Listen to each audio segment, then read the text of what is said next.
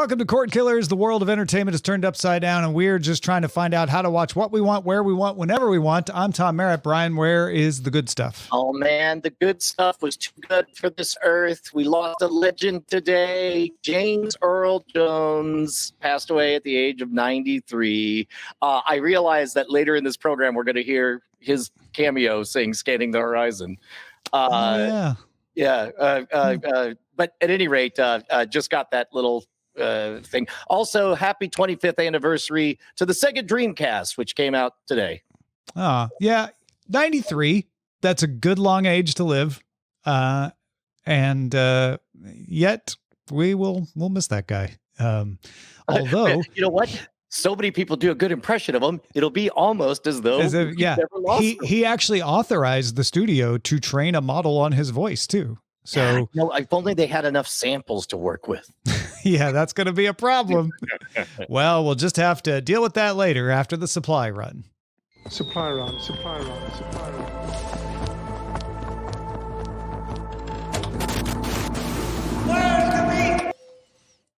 Brian, did you see this MarketWatch.com story? If you want to watch every NFL game this season, it's going to cost you nearly $2,500. I mean, I guess that makes sense. There's a lot of pay-per-views, and NFL has its own network and everything. I did the math, and I think it's going to cost you $600. What? First of all, the $2,500 in the headline is for cable. If you have cable television, they, under their way of doing it, estimated $2,494. If you do streaming TV, it's $1,758. So I'm going to explain why both of these numbers are misleading, but even under their misleading calculations, they admit that streaming is cheaper than cable. Yeah, well, of course. I mean, it's like this also just in. Gravity makes things go down. Yeah. But, you get people who are like, I don't know. I think streaming's more expensive. And it's like, nope, it really, really isn't. Well, and you might be able to squint and make that case if you pretend that having the internet is a luxury. Oh, right. Yeah, because you have to have that on top. Yeah. And I'll give MarketWatch this. They did not include the internet as a cost. They're like, you're going to have the internet for other reasons. Right. They acknowledged that they weren't counting the internet. They estimated their costs based on every service you would need to watch every NFL game with a year subscription. Okay. That's good, right? Wouldn't that be a discount? No, because some of these services only have one game. So it's much cheaper to subscribe for 1 month to see that one game and then cancel than it would be to pay the year-round subscription. So it assumes that we're all peons in StarCraft 2 and that we have no initiative or agency and that we just go where we're told and stand there. If you're keeping a service outside of the NFL season, I would argue, you tell me if this makes sense, that you're using it for more than just watching the NFL. So the NFL part shouldn't be counted as an expense. If you're subscribed to Netflix all year round, you're not subscribing to Netflix for the 2 games they're going to have in December. Agreed. Okay. I'm going to bet that. Also, I mean, first of all, if you're at home watching it alone, I mean, I don't know. I guess if you're doing housework or something else, that makes sense. But go out to a sports bar. It's a lot more fun. Everybody cheers and claps, and you get hot wings. Yeah, we're going to get to that option here in a minute. So I'm going to break this down and tell you why I think this is much cheaper. And again, as Amos, our producer, is reminding us, this is also for watching every game live. There are cheaper options if you want to watch them later on demand. But this is, I must have access to every game live as it happens. It appears they counted paying for a service to get broadcast channels and ESPN separately from getting NFL Sunday Ticket. They counted that cost to be like ABC, CBS, Fox, and ESPN at $1,295. But when I looked at it, if you combine YouTube TV, which in some markets may not have all of your broadcast channels, but I think in most markets it does, if you combine YouTube TV and NFL Sunday Ticket for just the NFL season. Again, if you're getting YouTube TV for the rest of the year, then you shouldn't count that. We already covered that. Just for the 4 months of the NFL season, it would cost you $635.96 to get YouTube TV and NFL Sunday Ticket. The majority of that is NFL Sunday Ticket. And how many games are there in a full season of that? So that's getting you almost all the games. Yeah. Because NFL Sunday Ticket has the majority. And we're going to get to the exceptions in just a second. Broadcast TV has the ones that are in your market that would be blacked out on NFL Sunday Ticket. So that's going to cover the vast majority of the games. Now, one question somebody in our audience is going to say is like, well, hold on, for my local games, I can just go over the air. I can put up an antenna and get those for free. And that is true. If you were to pay for NFL Sunday Ticket without YouTube TV, it's $479 for the season. And you'd have to find another way to get ESPN to get the Monday Night Football games. Sling's Orange plan was the cheapest I could find that included ESPN. That's $40 a month. So $160 for the season. That's $639 versus $635.96. So they're basically the same. I guess what I would say is if YouTube TV has all your local broadcast channels, just do that. But if it doesn't, then you could do the Sling Orange with an over-the-air antenna. Okay, so I assume that you also worked out the per game cost on all this, but I don't want to jump ahead if we're leading up to it. I really didn't. It's basically, to me, it's like saying $635.96 gets you the majority of the games. That leaves $463 that MarketWatch calculated to get the remaining games, which are Thursday Night Football on Amazon Prime Video for most of the season, for most of the 4 months, a couple of games on Peacock, one game on ESPN Plus, and the 2 Christmas games on Netflix. MarketWatch also added $50 to their amount to get NFL Plus, which would be the only way to get every single preseason game. So you can add or subtract $50 if preseason matters to you. You're going to get a lot of preseason games on these other services as well, like ESPN. But if you needed live access to every single preseason game before the season started, that would have been an extra $50 on NFL Plus. Here's how I calculate the $463 that they said if you're getting full seasons of Amazon Prime, Peacock, etc. Peacock is $8 a month. It had a game this past weekend from Brazil, and it has a playoff game. So you need it for 2 months. That's $16, not $80 that MarketWatch calculated. Netflix starts at $7 a month, only has the games on Christmas. So you only need it for that month, not all year. So it's $7, not $84. ESPN Plus is $11 a month. Again, only has one game, week 7. You don't need to pay $110 for ESPN Plus. And you might have a bundle with Disney that includes ESPN Plus, but let's pretend you don't. If you just need it for the game, $11. Amazon Prime Video is going to be the bulk of your remaining expense because it has all the Thursday Night Football games. It's $15 a month to get Amazon Prime Video on its own. So if you're paying $139 for Amazon Prime, you're probably paying for it for the shipping and just getting Amazon Prime Video without any extra cost. But let's say you're not. You just want it for the games. That would be $60 for the season. All of that combined ends up being $94 to get these remaining few regular season games and the playoff. If you want every regular season game live, my calculations is that it would cost you $729.96 if you wanted the preseason games through NFL Plus. Just pay for 1 month of NFL Plus. You don't need $50 for the whole season. That would be $7. So $736.96. But honestly, a lot of the preseason's over practically now, right? So it doesn't really matter. But yeah, a lot of the preseason, we're already going to be on broadcast in other channels. Or you could just go to a bar for the stuff you're not going to order a water and just give a $3 tip for the water. And by the way, you would still be overpaying because just a rough thumbnail sketch, it says around 272 games in the regular season. That's around $2.75 per game. is what you came up with. Thank you for calculating that. So I think a lot of people already have Amazon Prime for shipping. Mm-hmm. A lot of people just already have Netflix for Stranger Things, Bridgerton, or whatever. Mm-hmm. Peacock and ESPN Plus are cheap to add for the one game they have, or again, just pay $3 for a water at the bar. So I think the $479 they pay for that you have to pay for NFL Sunday Ticket, no matter who you are, is probably close to the max most people need to pay if they need access to everything. If you are even if the thought, I wonder how I can watch every single game occurs to you, you're probably already the target demographic for NFL Sunday Ticket.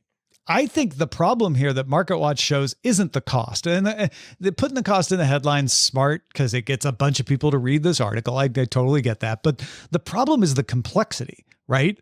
There isn't a service like cable television used to be that gets me everything. Now, granted, NFL Sunday Ticket used to only be on DirecTV, so the service that you had to get was putting a satellite dish on your roof for most of the existence of NFL Sunday Ticket. But it at least was one service that gave you all the games.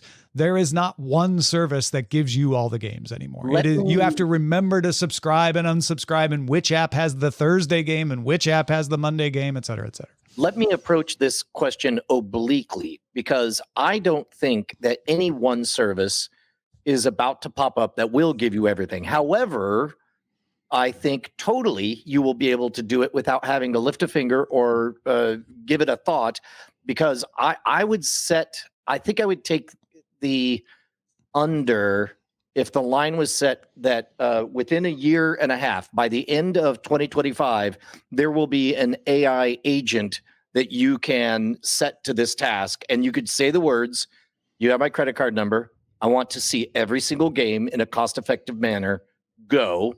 And you just show up at the TV at the right time. And I believe that by the end of next year, that will be a commercially available product. Well, that solves the subscribing part. Like, what do I need to subscribe to again? There's also the watching part. And I think we're pretty close to solving that as well. Apple TV, NVIDIA Shield TV, and the new Google TV interface to a large extent. Fire OS is not as good at this stuff, but it has the function. They all have the function, Roku has the function too, that allow you to say, just show me all the stuff that's on. In fact, Roku has a pretty good sports section. So if you are not worried about tracking your favorite team, you're just wanting to see what games are available, and you've subscribed to all of them because you used Brian's amazing AI agent earlier, you can just see what games are on and click on them. It'll open the right app for you, and you won't have to do that.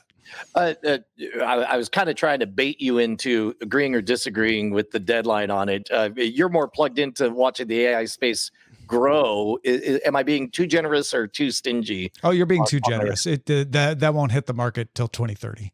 Really? What? Okay. Interesting. Yeah. I don't know. That space is moving pretty fast. Well, I feel like we're at the top of that bell curve. And we're about to take a little it's not a bell curve. We're at the top of that curve and it's flattening out on the advancement. Like today you could have a conversation with an AI, and after about 30 minutes to an hour, you could have a script that'll do everything. Yeah. Sounds great. That's what most people want to do. Sit down and spend 30 minutes creating a script. Today. The idea that in a year and a half, we won't have cracked it. I don't know. You may be right. I think these things are turning out they're like, we got to 98 or 99% of what we want really fast. That last percentage is proving to be a little more difficult. Yeah. So that's why I'm a little less generous on that. It's a bit like the self-driving car. It's like, wow, we pretty much got it. And 10 years later, we pretty much got it. Yeah.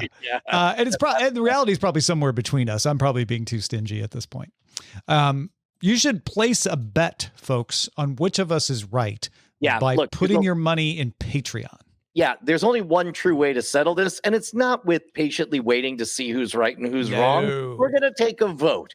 If you agree with Brian, and it's going to be by the end of 2025, then vote by increasing your patronage by $1 over at patreon.com/Cordkillers. If you think Brian's pie in the sky idea is insane and you're inclined to agree with Tom, Then prove it by increasing your patronage by $2 over at patreon.com/cordkillers. Not only will you be keeping us loud, live, and independent, not only will you be getting early access to all of our show watching extravaganzas, you'll get exclusive access to the after talk segment where we hide the very best and favoriteest things on the planet, including Spoiler in Time, where we're going to be spoilering the bejeebles out of I guess I won't say which show, but we'll be spoiling stuff.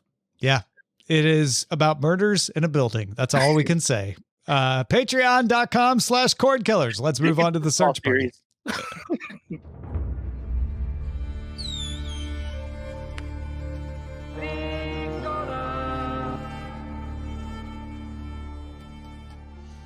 So there's a Minecraft movie coming on April 4th that has a bunch of big names in it, and Jack Black is one of them. And there's a trailer out for it. God, what a! I mean, look, I was an early investor in Jack Black back in the late '90s, and I am happy that his hard-working talent has paid off for him a lot.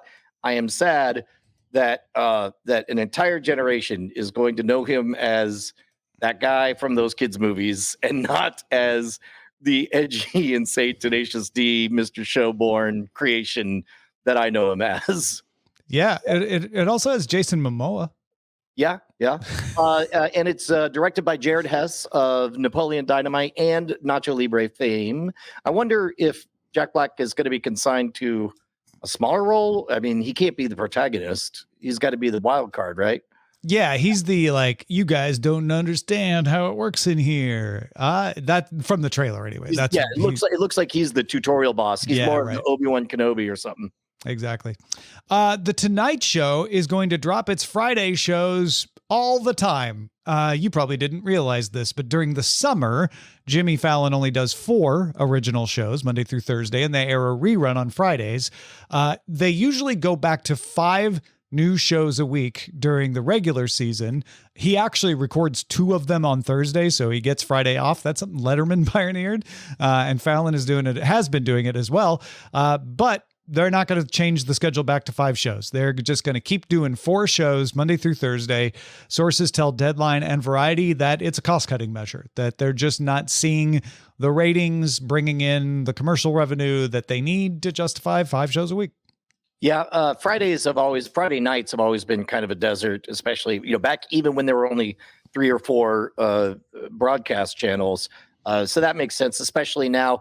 We've heard Jimmy Fallon. We've heard everybody lament the fact that late night shows pretty much exist for the opening monologue to be cut out and posted on YouTube the following morning or whatever.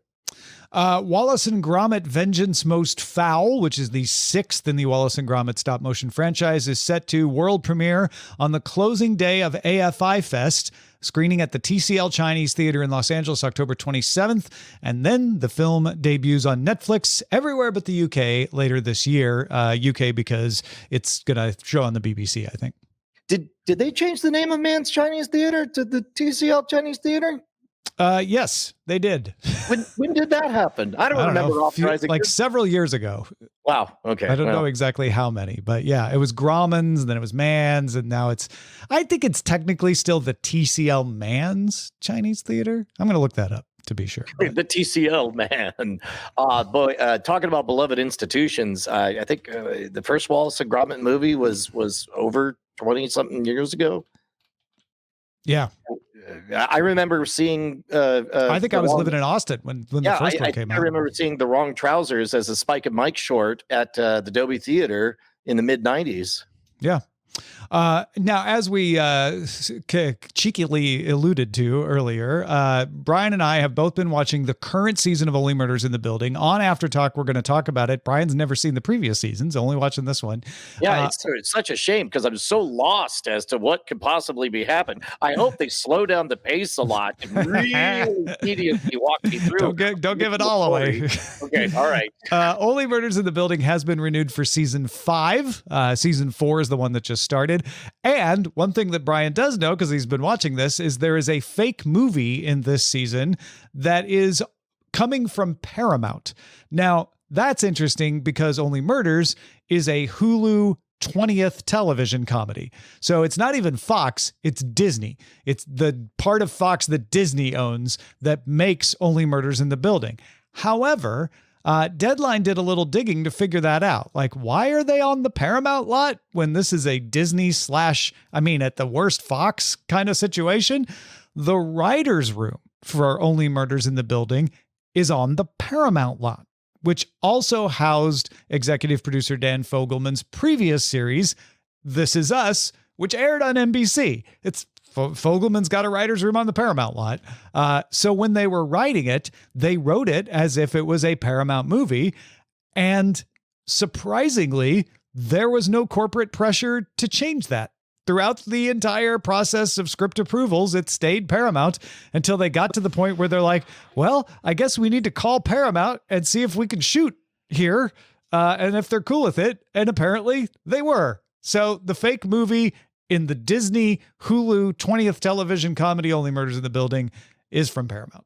I mean, look, there's always room to fuss and argue and jockey for position among studios until the demon hordes are at the gates, in which case suddenly I'll get real friendly. We're all on the same team here. Hollywood, right? Team Hollywood. Let's go. I know I'm being a little naive here, but I do like to think that the creative decision here overrode other interests, and the other interests probably weren't strong enough, to your point, but it would be weird in this situation where you have to know the plot of Only Murders in the Building and the characters, but you're talking about Steve Martin and Martin Short.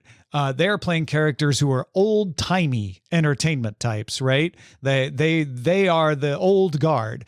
And if the old guard were to be offered a movie from Disney, they would say, what is it, a kid's movie?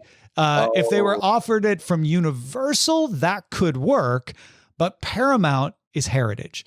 Paramount, Warner Brothers, MGM, that's old-timey. Those are old-timey movie names. So that carried weight in the storyline when it's like, oh, we got an offer from Paramount? They're not thinking current Paramount, Viacom, etc. They're thinking, the silver screen, the golden age of Hollywood, right? So it fits better than having it be from Disney or even Fox, actually. That's actually a really good point. And the only way for me to talk about that is to not save stuff for after talk. But I like that suggestion that no, it's baked into their character that it has to be a old fashioned. That's sort of the bit is they're old. And when they're casting about like, well, I guess we could use Warner or we could use MGM. It's like, oh, but we're on the Paramount lot. We have connections there. We could probably get them to sign off on this as long as Disney did. And they did. You may have noticed that Joey Chestnut beat Takeru Kobayashi in Netflix's unfinished beef hot dog eating contest that was streamed on Netflix on Labor Day in the US last Monday. You probably didn't notice it, but you may have because it happened. I'll tell you what I did notice, Tom, is that the headline is on who won the hot dog eating contest, and the headline did not say how many people tuned in. Yeah, I forgot about it. We probably should have talked about it on last week's show that we did on that day, but I saw this later. So I'll bet out there is somebody who loves doing a big Labor Day to-do, and they probably did like a eat along with them shenanigan where they made a bunch of hot dogs. Paolo DR says I watched the end. So there we go. We've got one person in our live chat who actually did at least watch part of it. But Gauchum is embarrassed to admit that he watched it. Of all the live events, that is what I watched. Wow, more than I thought. Gambling Man also watched it. Said it was a glorious display of water and meat. Okay, there we go. Not bad. Ambassador Domo's asking if it's a new thing. It's new that it was being streamed live on Netflix. Yeah. And it was not, these two were not allowed to participate in the July 4th traditional one from Nathan's. The film Saturday Night, about the first season of Saturday Night Live, is still scheduled for wide release on October 11th, but it's going to get early releases. It will land in Los Angeles, New York, and Toronto, September 27th. There you go, Canadians. Don't complain about this one. Followed by a limited release on October 4th, and then the scheduled wide release on October 11th. So I don't know what that means, Brian. Well, reading the Variety article, I I caught a whiff of what felt like they debuted it at, I don't know, some film festival, and it got a big fat standing ovation. They may have just sniffed out that it's got juice and momentum, and they could make news by getting it to press faster. Yeah. Basically, like, so good, we got to put it out early. Well, and if you put it out early in Los Angeles, New York, and Toronto, you get all the critics watching it in those cities. And you secure those Rotten Tomatoes reviews, which are absolutely vital for first day buzz on nationwide release. That site's been better, but yeah, it's probably still relevant. The Handmaid's Tale season 6 has officially started production, reminding me that The Handmaid's Tale didn't end at the end. I was just thinking the same thing. We started season 5, but we never finished it. We just kind of forgot to go back and finish it. And I thought it had ended because I hadn't seen the ending. I'm like, oh, I guess that's probably the end of the series and I just need to eventually catch up. But no, this, I guess, is the end of the season. End of the series. All right, let's move on to the buried treasure. Most people want to know why they suddenly got rich. Buried treasure.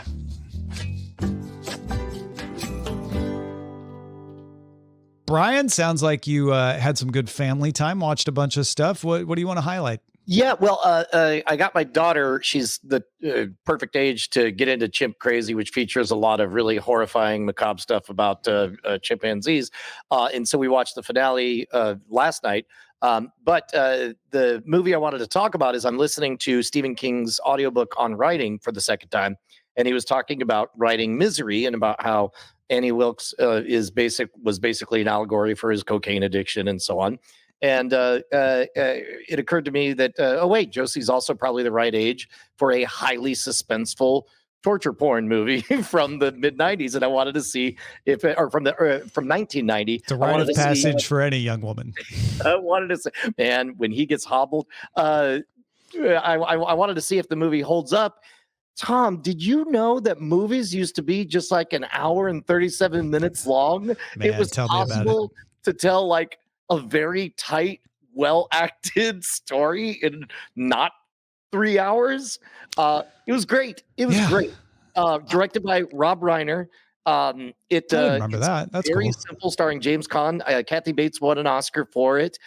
If you don't know anything about it, just go in and just know there'll be like 4 or 5 great moments where after the moment passes, whether it pays off or not, you're going to realize how tense your whole body had gotten. And I enjoyed it. I know you don't follow baseball that closely, but there was a big deal for years about how long the games were getting. And there was arguments about what was causing it. And there were all these proposals for new rules. And they've developed over years and tested out in the minor leagues. And then last year, they put in a pitch clock and said, look, the pitcher has to deliver his pitch to the plate within this time limit. And we think that's going to speed up the game. And it freaking worked. Like the games are now back to where they were when I was a kid in the 80s, like less than 3 hours. It doesn't take 3 hours and 40 minutes to complete a baseball game. Sometimes 2 hours, but definitely between 2 and 3, which is normal. Movies they just need a pitch clock. That's what I'm saying. Well, and the problem is they just cram too much in. It's not for lack of, Lord knows, like you can't go 4 whole seconds without switching to a different part of the world. Yeah. D-Tom says, make baseball games long again. Yeah, there's always somebody supporting something. I mentioned the Love Next Door drama on Netflix recently when somebody was asking or talking about Korean drama recommendations. And at the time, I described it as a very comfy, you kind of know where this is going. And so you don't have to pay close attention. But if you like these kinds of stories, it's a really well acted one. And I like Jung So Min, who's the main female lead in this. Wow, did it take a turn this weekend. Two new episodes came out and it got super serious suddenly. And Eileen and I are like, do we want it to get more interesting? I kind of liked it as the comfy blanket show. Like, I'm not sure I want it to get this interesting, but it takes a big turn. If you're somebody who is like, yeah, I get why you like it, Tom, but not my cup of tea. I want things to be more interesting. I don't know. You might stick with it because it's getting more interesting. Again, that's Love Next Door on Netflix. If you got something we should be on the lookout for, please email us cordkillers@gmail.com. Brian, I just conducted a merger. My congratulations. What's the little scam called? Daily Tech Newsletter. Another newsletter? Oh no, you merged. Got it. You simplified. Exactly. You streamlined. We used to have a daily tech show newsletter that Zoe Brings Bacon would send out on Saturday that would just remind people, here's all the episodes from this week. Here are the links to them if you missed it. Just kind of a recap thing. Had a bunch of people signed up for that just to kind of help them keep track of all the episodes because it's daily.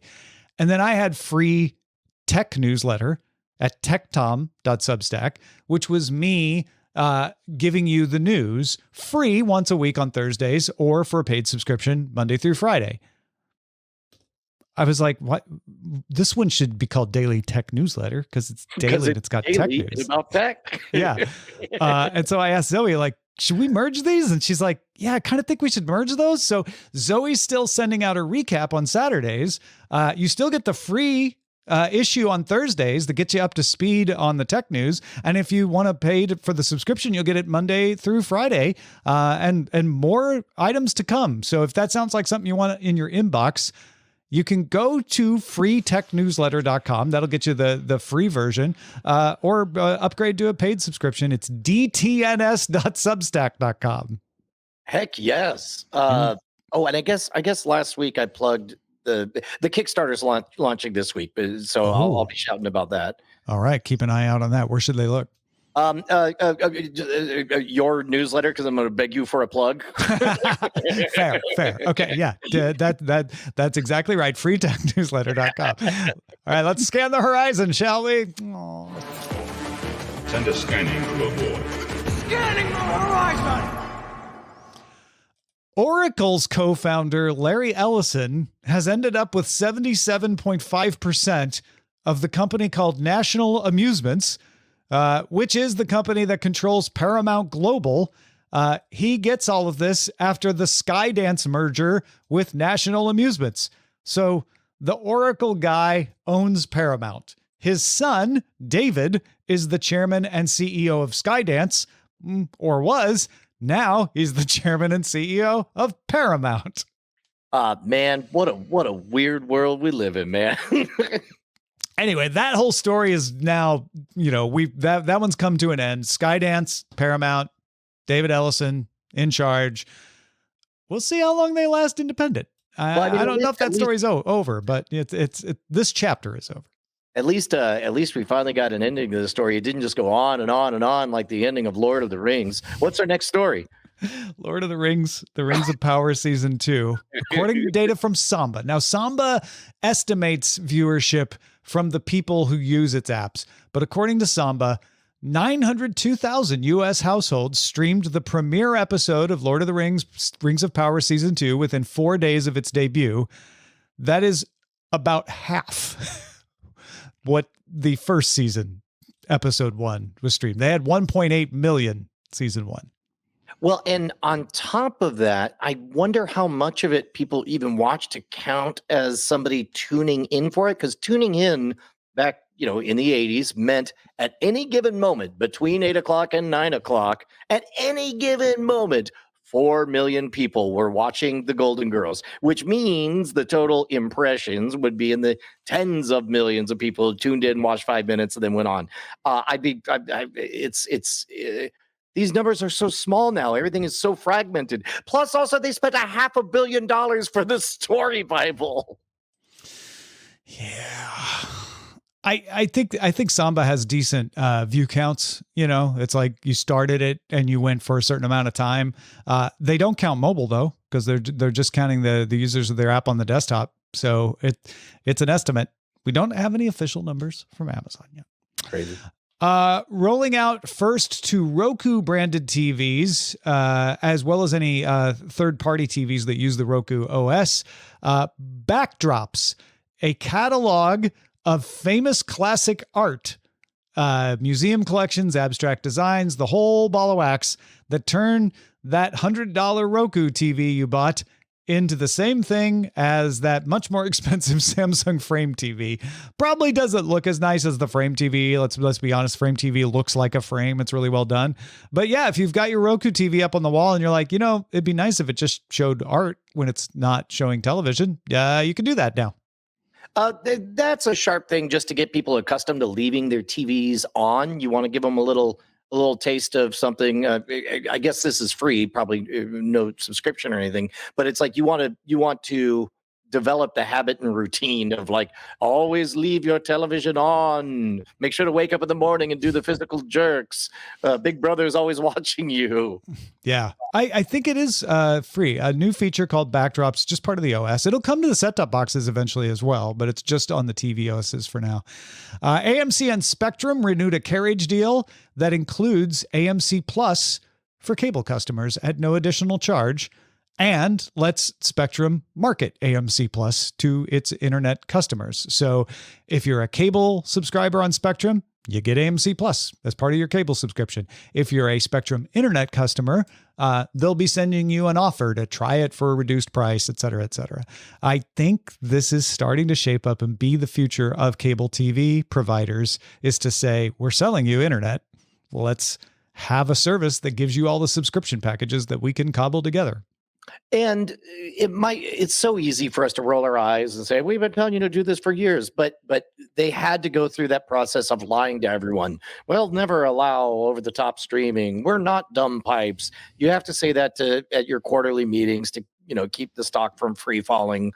And then, they knew this 10, 12 years ago, and finally it's just happening. Well, and you have to get all the streaming services to want to sign up, right? And so, you need to look valuable enough to them to get them to want, so you get a better deal. But it does make sense to me that if you're a cable TV subscriber who's not following this show, right? You don't know, you just know streaming is happening and you're like, I don't want to go look it up or install a thing.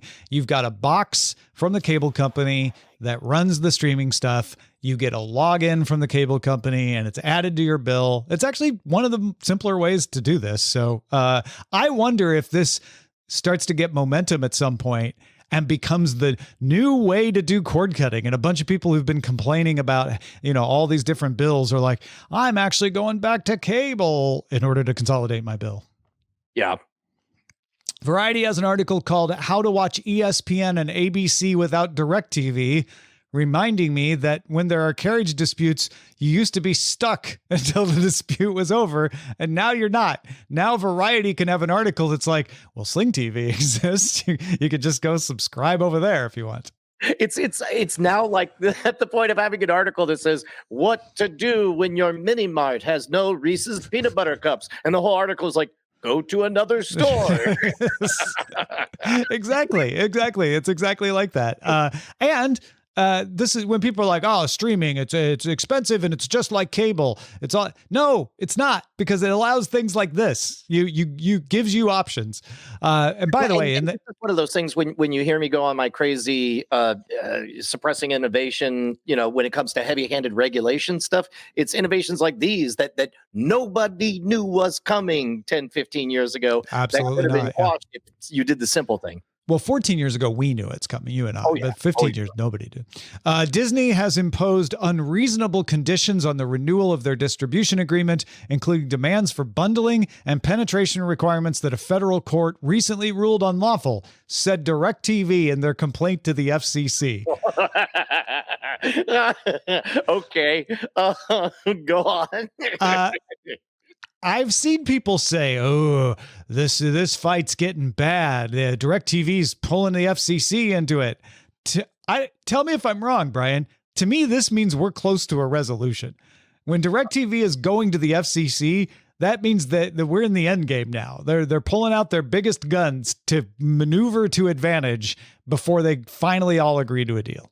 Well, and unfortunately, I have to believe it reeks of giving up desperation, where it's just like, we're at least going to make a stink and have an excuse to call you names in public.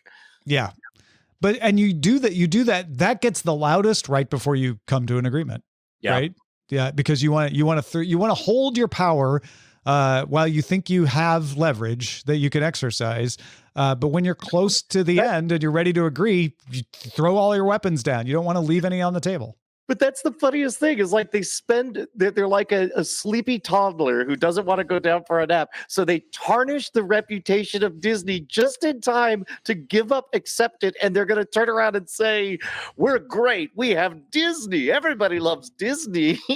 Well, ESPN. It's specifically ESPN that they want. It's not the Disney part that's important right now so much as the college football and NFL. Yeah.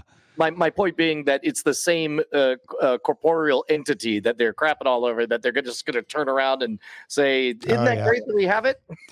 They're also going to raise prices on October 6th for DirecTV satellite and streaming.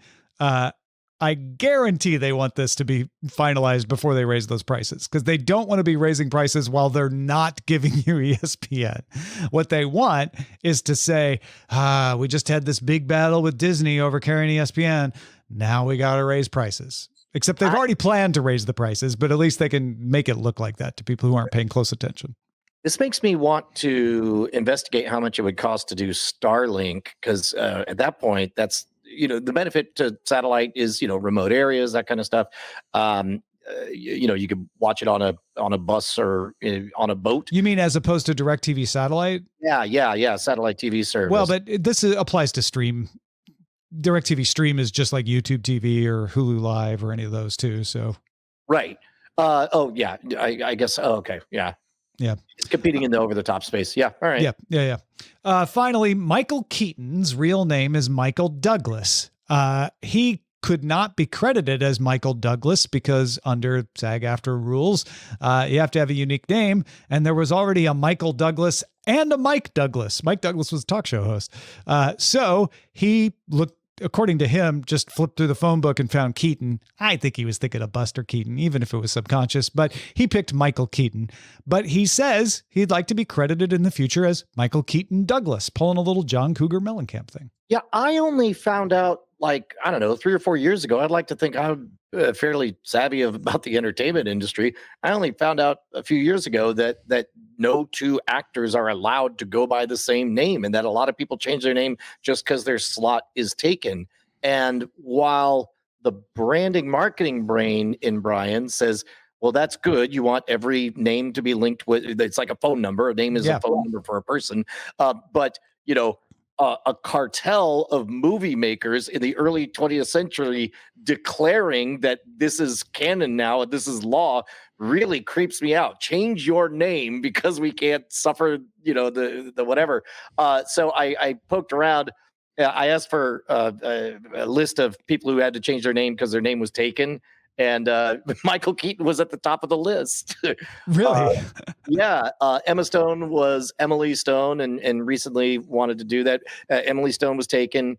Natalie Portman, I'm not going to try to say her original name because I'll mess it up. And that would be rude. And that's the other reason sometimes people change their on-screen name. Again, they don't change their legal name. He still says Michael Douglas on his driver's license, but they'll change it sometimes if it's hard to pronounce. Yeah, Charlie Sheen was Carlos Irwin Estevez. Demi Moore was Demetria Jean Gaines. Joaquin Phoenix. Anyway, Charlie Sheen caused a lot of confusion in me when they pointed out that Emilio Estevez was his brother. And I was like, different moms? Like, no, Charlie Sheen just changed his name, but Emilio didn't have to. So there you go. Yeah. It's a fascinating rabbit hole, especially finding out the reasons for the changes. Yeah. There you go, folks. What do you think of that? Send us an email, cordkillers@gmail.com, and we might read it in Shatter, which we're doing now. You've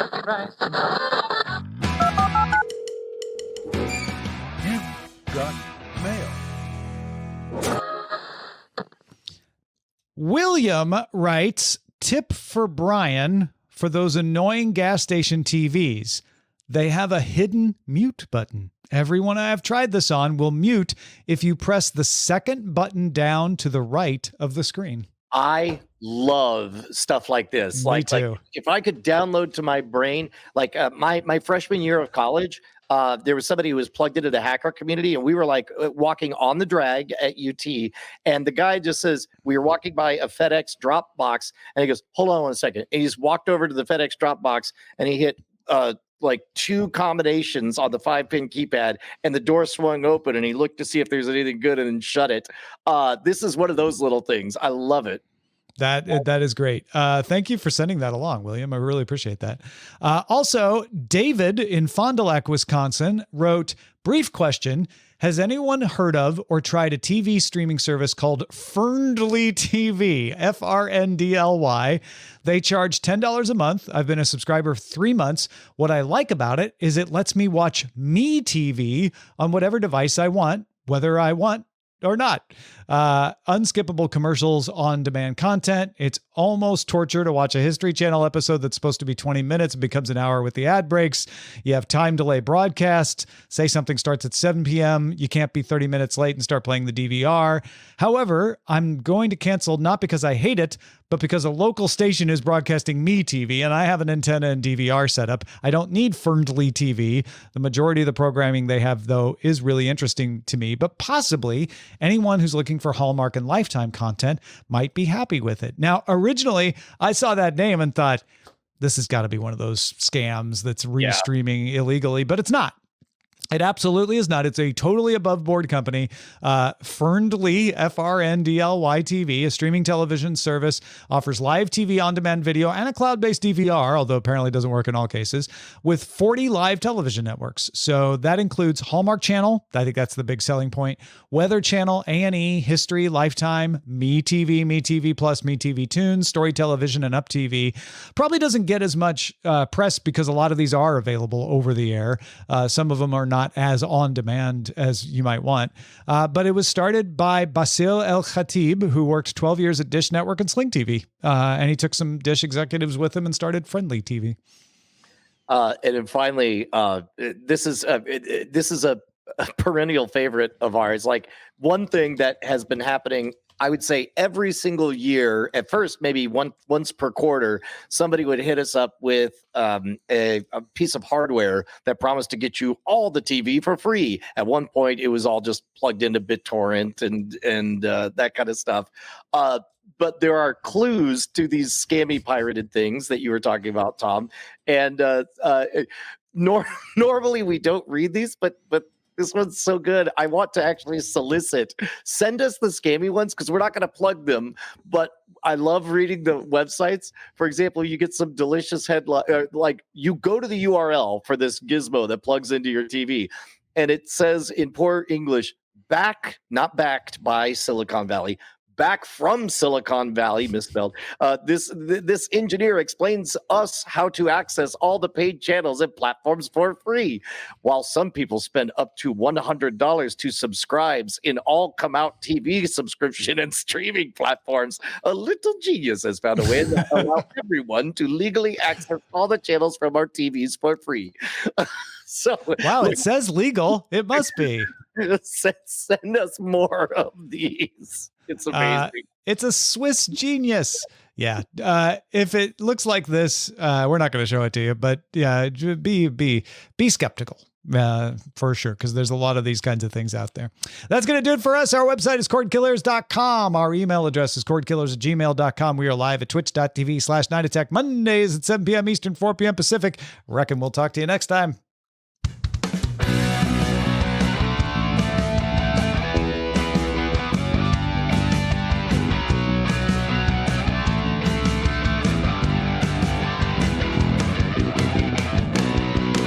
Diamond Club hopes you have enjoyed this program.